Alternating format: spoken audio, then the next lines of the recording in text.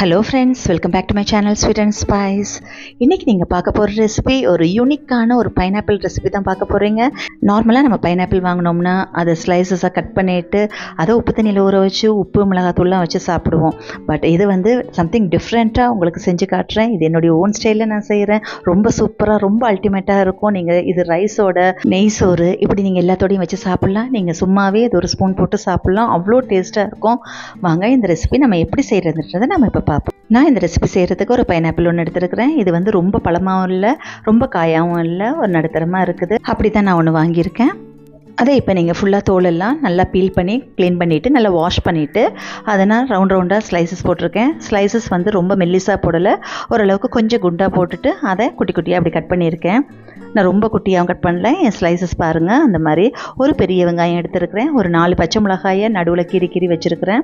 2 பட்டை, ஒரு ஏலக்காய், கொஞ்சம் கருவேப்பமில்லை. இது சில்லி ஃப்ளேக்ஸ். இது வந்து நான் 1 பாதியாக அரைச்ச நம்ம மிளகாய், காஞ்ச மிளகாய், இதுவும் எடுத்து வச்சுருக்கேன். இப்போ நம்ம தாளிக்கிறதுக்கு அடுப்பை பற்ற வச்சு நம்ம ஒரு பேன் ஒன்று வச்சுக்குவோம்.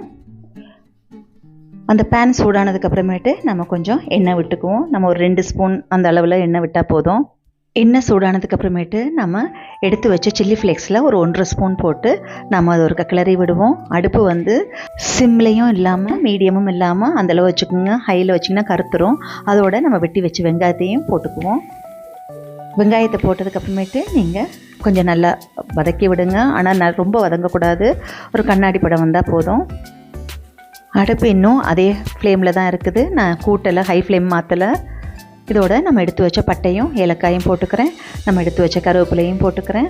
பச்சை மிளகாயும் அதில் போட்டு நல்லா வதக்கி விட்டுருவோம். இப்போ கொஞ்சம் அடுப்பை மீடியம் ஃப்ளேமுக்கு மாற்றிக்குங்க.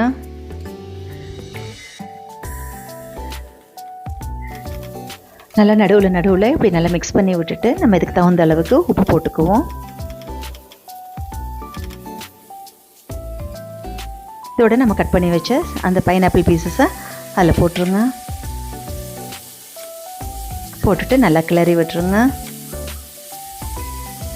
நம்ம போட்ட பைனாப்பிளில் அந்த வெங்காயம் எல்லாம் நம்ம ஒன்றா மிக்ஸ் ஆகிற அளவுக்கு நல்லா கிளறி விட்டுருங்க. அடுப்பு மீடியம் ஃப்ளேமில் இருக்கிறனால உங்களுக்கு அது தீயாது. அதனால் கொஞ்சம் வதங்கிடும். இப்போ நம்ம இதோட ஒரு 3/4 ஸ்பூன் காஷ்மீரி மிளகாத்தூள் கொஞ்சம் போட்டுக்கிறேன். உங்கள்கிட்ட காஷ்மீரி மிளகாத்தூள் இல்லை அப்படின்னு சொன்னால் நார்மல் தனி மிளகாத்தூள் மட்டும் ஆட் பண்ணிக்கோங்க, உங்கள் காரத்துக்கு தகுந்த அளவுக்கு. இதில் வந்து இனிப்பு, புளிப்பு, உரைப்பு எல்லாம் சேர்ந்துருக்கும். ரொம்ப டேஸ்ட்டாக இருக்கும். நல்லா மிக்ஸ் பண்ணி விட்ருங்க அந்த மிளகாத்தூளை போட்டு.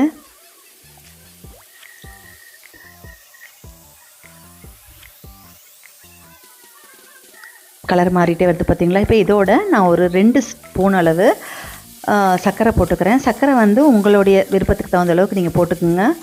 நான் 2 ஸ்பூன், பெரிய ஸ்பூனில் 2 ஸ்பூன் அளவு அந்த மாதிரி போட்டிருக்கிறேன். சர்க்கரை போட்டதுக்கப்புறமா நீங்கள் கைவிடாமல் ஒருக்கா கிளறி விடுங்க. சர்க்கரை உருகி நமக்கு ஒரு மாதிரி கலர் மாறுது பார்த்தீங்களா. இப்போ அதில் பாருங்கள், ஒரு பீஸ் எடுத்து வச்சு நீங்கள் பாருங்கள் எப்படி இருக்குன்னு. எனக்கு செய்யும் போதே நாக்கு வாயெல்லாம் ஊறுது. இதோட நான் ஒரு 1/2 டம்ளர் அளவு தண்ணி விட்டுக்கிறேன். இப்போ தண்ணி விட்டு கொஞ்சம் வேக வைக்கணும். இப்போ 1/2 டம்ளர் தண்ணி விட்டுட்டு ஒரு மூடியை போட்டு மூடிடுங்க.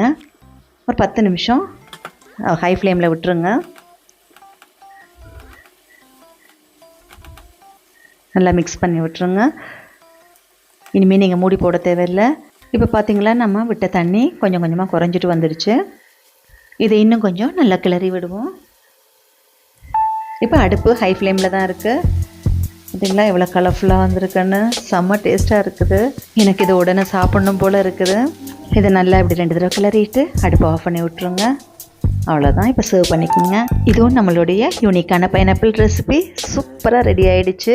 இப்போ நமக்கெல்லாம் பைனாப்பிள் சீசன் தான். மறக்காமல் ஒரு பைனாப்பிள் வாங்கி இதே மாதிரி செஞ்சு சாப்பிட்டு எப்படி இருந்துச்சுன்னு சொல்லி எனக்கு கமெண்ட்ஸ் பண்ணுங்கள். கண்டிப்பாக உங்களுக்கு இந்த வீடியோ பிடிச்சிருக்குன்னு நினைக்கிறேன். உங்களுக்கு பிடிச்சிருந்துச்சுன்னா உங்கள் ஃப்ரெண்ட்ஸ் அண்ட் ஃபேமிலிஸோடு ஷேர் பண்ணிக்கோங்க. அண்ட் மறக்காமல் என்னுடைய அடுத்த வீடியோஸ் பார்க்குறதுக்கு என்ன சப்ஸ்கிரைபும் பண்ணிக்கோங்க. தேங்க்ஸ் ஃபார் வாட்சிங் ஸ்வீட் அண்ட் ஸ்பைஸ்.